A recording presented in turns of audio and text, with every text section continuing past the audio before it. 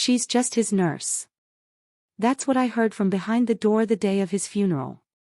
The man I had cared for the last 7 years of my life. Not wife. Not partner. Not family. Just an employee with a wedding band. The woman who loved him until his final breath, treated like an intruder. The pain of losing him was already crushing me. But that broke me. That night, I lay in the empty bedroom that once was ours and stared at the ceiling, trying to figure out when exactly I became invisible. I had no idea the answer would come days later. In a quiet law office. With everyone pretending I wasn't even there. Until the lawyer opened the sealed envelope. And read a secret clause that would change everything. You think you know how this story ends? Stay with me. Because sometimes, the quietest love leaves behind the loudest legacy. The sky matched my heart that day, gray, dull, without a single promise of sun. The burial was simple, just as he wanted. No long speeches, no dramatic floral displays, no music playing in the background. Just a few words from the local pastor and a silence that screamed louder than any grief. I stood just a few feet from the casket, holding a bouquet of white lilies, his favorite. Wearing the navy blue coat he gave me on our last Christmas together. It still carried his scent, even after so many washes. But no one noticed me. His ex-wife, Susan, made sure to be the center of attention. She wept loudly, even after years apart. His children, Tyler and Ashley, who barely visited when he was ill, now played the role of grieving orphans. And me? I was just a shadow. Someone they were carefully erasing. When I tried to approach the casket, someone stepped in my way. One of the grandchildren looked at me with confusion, as if silently asking, "Who is she?" I was the woman who held his hand during the darkest nights. The one who memorized every medication, every breath, every frightened glance. The one who slept upright in hospital chairs so he'd never wake up alone. But there. I was no one.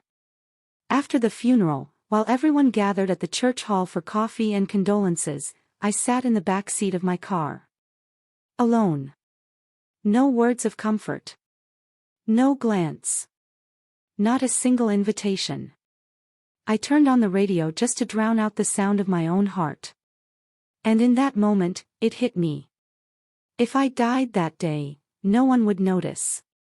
What I didn't know, though, was that this was not the end. It was the first day of my rebirth. My name is Claire Morgan. I'm 52 years old. And for the last 7 years, I was far more than Richard Morgan's nurse. I was his caregiver. His companion. His bridge between pain and peace. I was the woman he chose to love, when he no longer believed love was possible. We met at a small community hospital downtown. He was admitted to my cardiac unit after a collapse. His chart listed, history of heart attacks, 2 widowed marriages, 1 ugly divorce, type 2 diabetes, and eyes that didn't want to live anymore. He avoided eye contact, refused meals, muttered under his breath. But I saw something in him, an old loneliness. The kind that hides behind dry jokes and long silences. I didn't push. I just showed up. Every day. Checking vitals, adjusting pillows, reading softly beside him while he pretended to sleep. On the 3rd night, he interrupted me mid-poem, "Mary Oliver, I still remember." "Do you always read to your patients?" he asked. "Only to the ones pretending not to listen." He chuckled. For the first time. A week later, we were talking like old friends. About books, classical music, the town where he grew up, his frustration with children who only called when they needed money, and memories of the first clinic he built with his ex-wife Susan, before the bitter divorce left scars that never really faded. "I took care of everyone," he once told me, "except myself." A month after he was discharged, he showed up at the hospital with a bouquet of yellow tulips. "For the woman who saved my life, and gave me a reason to keep going. I blushed. Tried to decline. But the look in his eyes said it wasn't just gratitude. It was a beginning. Over the following months, we grew close. Coffee dates turned into lunches, then short weekend trips. Richard had his quirks. He liked his toast cut in triangles, hated people touching his books, and believed a Sunday without music was a wasted day.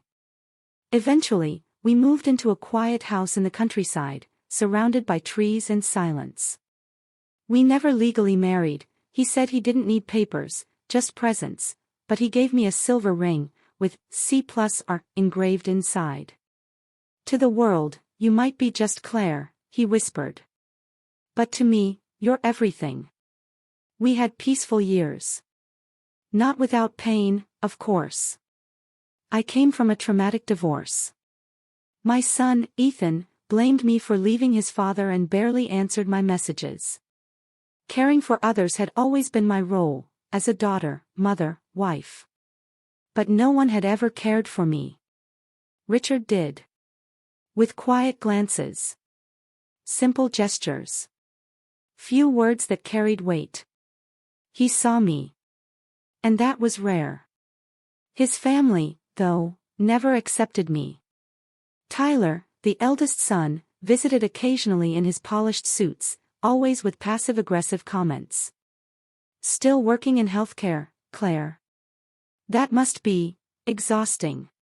Ashley, the younger one, was worse. Her eyes examined me like I was a threat. A woman without a college degree occupying the space that once belonged to her mother. She never said anything directly, but her disdain was written in every gesture. Every impatient sigh. They only came on obligatory dates, birthdays, holidays, and even then, I was treated like hired help. I brewed the coffee. Cooked the meals. Made up the guest beds. And when I sat at the table, silence fell like a curtain. When Richard fell ill again 2 years before he died, the diagnosis was brutal: advanced heart failure. Prognosis: 1 year, maybe less. One rainy morning, he called me into the room. He was pale. Hands cold. But his eyes, alive. "Claire, you know what we have. And you know that when I'm gone, they'll try to erase you. I've arranged everything. But I need you to trust time. It will reveal who you really are to the world." "Don't say that, Richard. Listen. You gave my final years meaning. When they try to reduce you to just a nurse, remember, you were my life." I smiled. Caressed his forehead. Thought he was being dramatic. But now I know he saw further than I ever did. Because when he died, what they did to me wasn't just cold. It was calculated. And it almost worked. 2 days after the funeral, I returned to the house Richard and I shared. I was exhausted. My hands still ached from how tightly I gripped the steering wheel during the procession. My eyes burned, dry from too many tears. But life doesn't pause for grief. There were flowers to water. Bills to pay. And Max, Richard's old Labrador, who always waited for me on the porch, tail wagging as if nothing had changed. But when I turned onto the gravel road and saw the house in the distance, something felt off. The silhouette of the porch was empty. Max wasn't there. And the front door, which usually creaked gently with the wind, was completely still. As I got closer, I saw it. A thick chain wrapped around the front door. And hanging on the gate, taped down with plastic. "Property of the Morgan family, entry restricted." For a moment, I thought it was a mistake. Maybe Tyler had installed new security measures without telling me. Maybe it was a misunderstanding. But no. It was the beginning of my erasure. Ashley emerged from the house like she was stepping onto a stage. Dressed in a black dress far too elegant for fresh grief. She held a leather folder in one hand and wore a smile that froze my spine. "Claire, you need to understand. This now belongs to the family." Her voice was sweet, but hollow. "Legally, nothing ties you to his estate. And, well, we didn't expect you to still be here." "Still?" I whispered, stunned. "We packed your things." She pointed to the garage corner, where a battered blue suitcase sat like a wounded animal. "Don't worry, we were careful. Even included your bathrobe." She chuckled. A dry, short laugh. Almost theatrical. My vision blurred. The world spun. I tried to breathe, but it felt like the air had been vacuumed out of the space around me. Then I heard him. "Max." Running toward me, barking, as if he could feel the injustice. As if to say, "You're still my home." But Ashley yanked his leash with force. He whimpered. "He's also part of the Morgan family," she said, her eyes locked onto mine. "I hope you understand." I wanted to scream. To rip the chain from the door. To pound on the walls, break windows, make someone see me. But I didn't do any of that. I walked to my suitcase, took the handle in my trembling hand, and walked away. Step by step, as if burying another piece of myself with every footfall. No home. No shelter. No more, my person. Alone. 52 years old. Discarded. Again. That night, I slept on the couch at my younger sister Deborah's house. It was small, tight, and smelled of lavender and old coffee. But in that moment, it was all I had. We sat in silence for a long time. She made tea, draped a floral blanket over me, and just sat beside me. Finally, after a long sigh, she spoke. "They knew exactly what they were doing, Claire. But, you still don't know what Richard left behind, do you?" I looked up. She stared at me with an odd calm, like she knew something I didn't. "What?" I asked, barely above a whisper. She slid a letter across the table. "This came for you today." And in that instant, a seed was planted. Not certainty. Not comfort. But a question. A flicker of hope. Or maybe the beginning of a silent revenge. The days following the funeral were a blur. Everything moved in slow motion. I wandered through Deborah's house like I was living someone else's life. The smell of clean laundry made me nauseous. Morning light felt intrusive, harsh. It was like walking through a world muted of all color and sound. I tried to work. I went back to part-time caregiving, but every bedridden patient reminded me of Richard. His frail body. His hand squeezing mine during the pain. The way he pretended to hate the chamomile tea, just to make me laugh. The sleepless nights returned, but this time, without meaning. I'd wake up drenched in sweat, heart racing, like I was falling from somewhere high, with no one to catch me. Meanwhile, Ashley and Tyler had wasted no time. They'd transferred everything to themselves. The main house, the bank accounts, the investments, even Richard's old pickup truck, with the keychain I had made him one Christmas. And then the letter arrived. From the family's attorney. No legal entitlement, cold, precise, brutal. It was as if all the love I had given, all the care, all those years, were worth nothing without a piece of paper. I felt betrayed by everything, by justice, by the family, by life itself. One rainy morning, Deborah handed me a brown envelope. "This came yesterday," she said softly, a strange blend of caution and hope in her voice. "It has your full name. It's from Miller and Hargrove." My hands turned cold. My pulse quickened. Inside, the words nearly slid off the page as my eyes rushed to catch them. Notice of will reading. Mr. Richard A. Morgan. Date, March 23rd. Location, main office, 10 a.m. My fingers trembled. Why would they summon me? I asked. Like even the thought felt too indulgent. Maybe.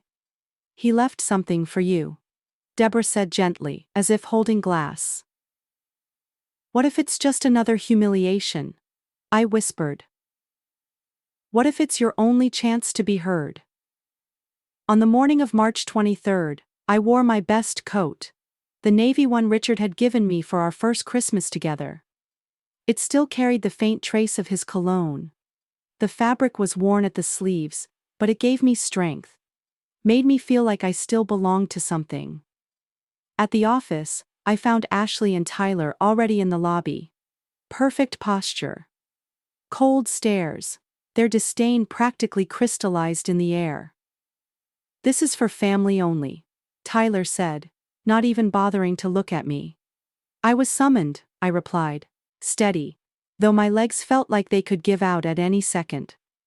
We were led into a large room with dark wood paneling, a long table, and one narrow window letting in a streak of pale morning light. The air smelled like cold coffee and aging paper. The attorney, a bald man with glasses that kept sliding down his nose, looked at us with practiced neutrality. Before we begin, I must inform you that there is an addendum. It was added 3 months prior to Mr. Richard Morgan's passing. It will be read after the main will. Ashley rolled her eyes. Tyler exhaled sharply. Let's proceed, the attorney said. And then came the blow. Everything, absolutely everything, was left to the children. The house, the assets, the investments, the car, the furniture. Nothing for me, not a single mention. My body froze. A high-pitched ringing filled my ears. Had he changed his mind? Had he gotten scared? Tired? But then the attorney cleared his throat. He opened another envelope. The air in the room felt thick, still. The words hung in suspense. If Claire Morgan is present at this reading, I ask that all remain silent. What follows was prepared personally by me, Richard Allen Morgan, with full awareness of my actions. He looked at me. Then read aloud. To Claire Morgan, my life partner, I leave full ownership of the Summerhill property, the RM Legacy Investment Account, and all rights to our unfinished project, the rural clinic we envisioned together. I also leave her this personal letter, so she knows what she meant to me. Even if the world refused to see her the way I did. Silence. Ashley choked. Tyler went pale. And me? I wept. But not from pain. From relief. From justice. And for the first time in a long, long while, from hope. The house in Summerhill was modest, but it had a soul. Everything in it still echoed pieces of Richard. The plaid blanket thrown over the couch. The antique clock in the kitchen. The worn armchair where he used to sit in silence and read. It sat away from town, surrounded by ancient trees and wide-open fields that stretched beyond the horizon. A place where the loudest sound was birdsong or leaves rustling in the wind. Richard used to say, "This is where my heart beats peacefully." I spent the first days lost. Max, the old Labrador, followed me from room to room with eyes full of grief. We woke up early. I'd walk the porch. Try to write. Try to cook. Try to feel something, other than the emptiness. But starting over is like healing a broken bone. You must go through a slow pain before learning how to move again. One afternoon, while cleaning a storage closet, I found a wooden box. Tucked beneath old linens and fading papers, it sat waiting.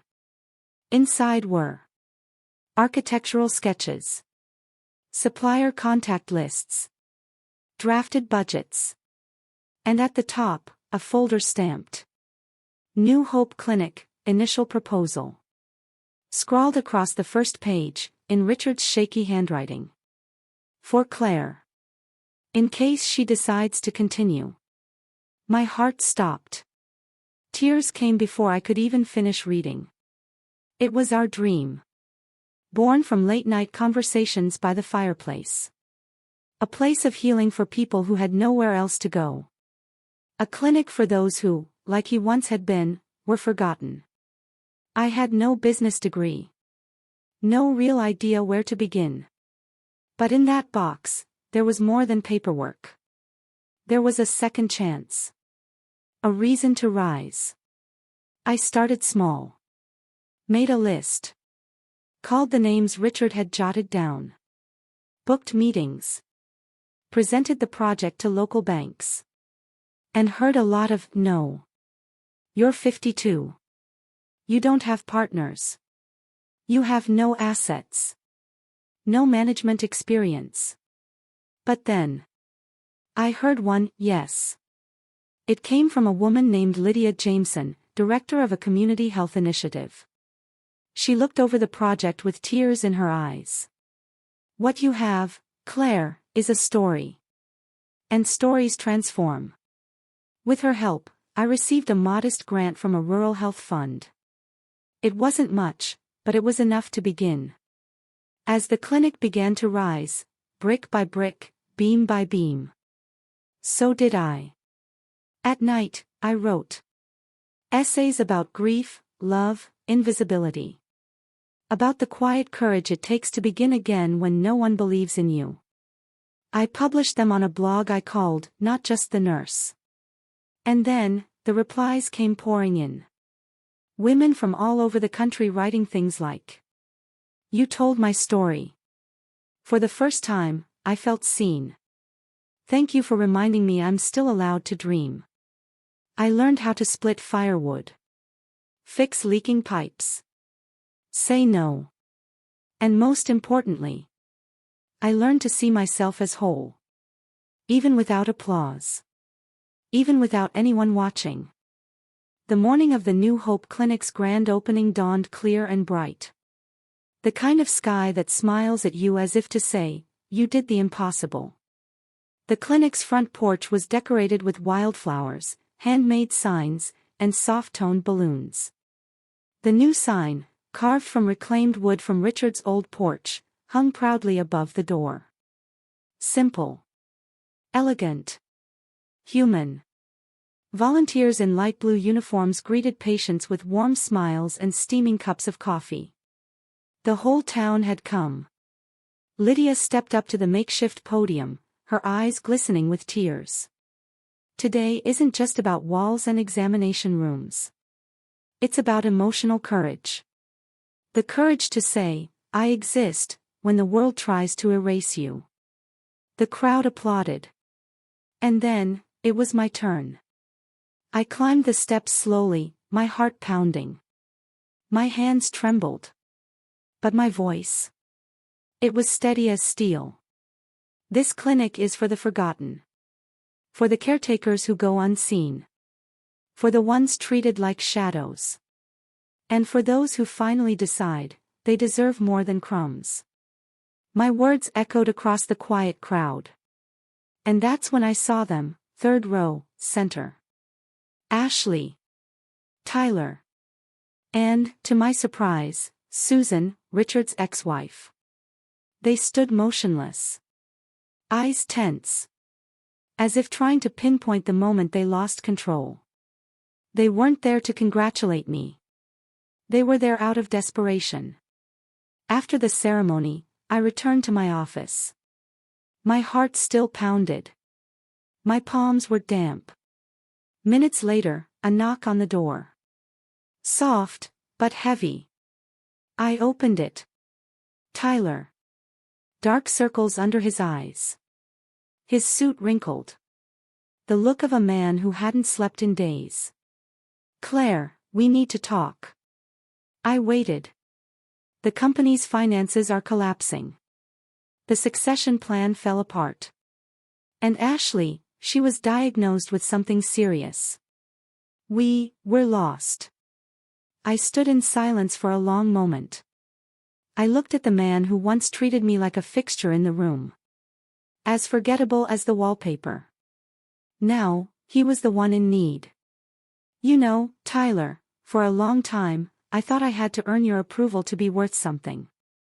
I believed if I was quiet enough, kind enough, invisible enough, maybe you'd accept me. I rose and walked to the door. But now I know who I am. And so do you. He lowered his gaze. No argument. No pride left. This clinic offers free care to those in need, I added gently. But pity. That's not part of the service. I opened the door, calmly. For him to leave, not to come in. That night, I sat on the Summerhill porch. Max lay curled at my feet. The moon reflected silver over the fields. And the silence, finally, didn't hurt. It held me. I took a slow sip of chamomile tea and smiled. For the first time. Without the weight of grief. I had survived. I had risen. I had won. But more than anything, I had found myself again. Months have passed since that day. The New Hope Clinic didn't just survive, it blossomed.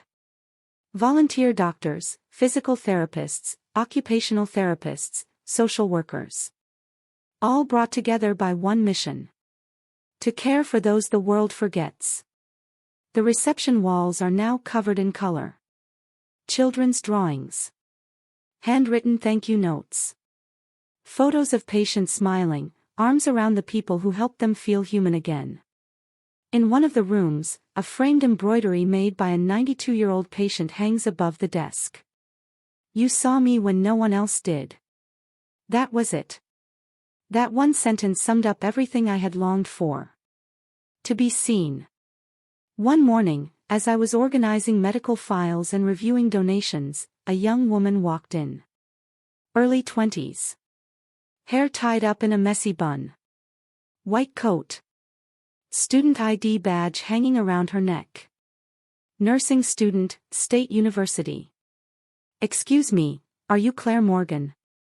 I nodded. I read your blog, not just the nurse. It inspired me to go into nursing. I just wanted to say thank you. I stood in silence for a moment. And then I smiled. That was my legacy. Not the house they took. Not the money they denied me. But every life touched. Every woman who, like me, had once felt invisible, and decided to be seen again. Today, I live my best version of life. I don't have what the world calls a happy ending. I have something better. A conscious beginning. I travel when I want. I write with freedom. And every day, as I walk the clinic halls, I remember the love I gave. Even when the world called me just a nurse. Built something no one can ever erase. And you know what the most beautiful part is? Richard knew. He always did. If this story touched your heart. If you've ever been called just anything. If you've ever felt forgotten, overlooked, or erased. Let this be your reminder. You are not invisible. You are the main character of your story. Leave a comment. What part of Claire's journey moved you the most? If this story resonated with you, like and share it with someone who needs this message today. And don't forget to subscribe to her journey for more stories like this, because it's never too late to begin again. Now, click the end screen to keep walking this path with us. Because the next story might just be yours.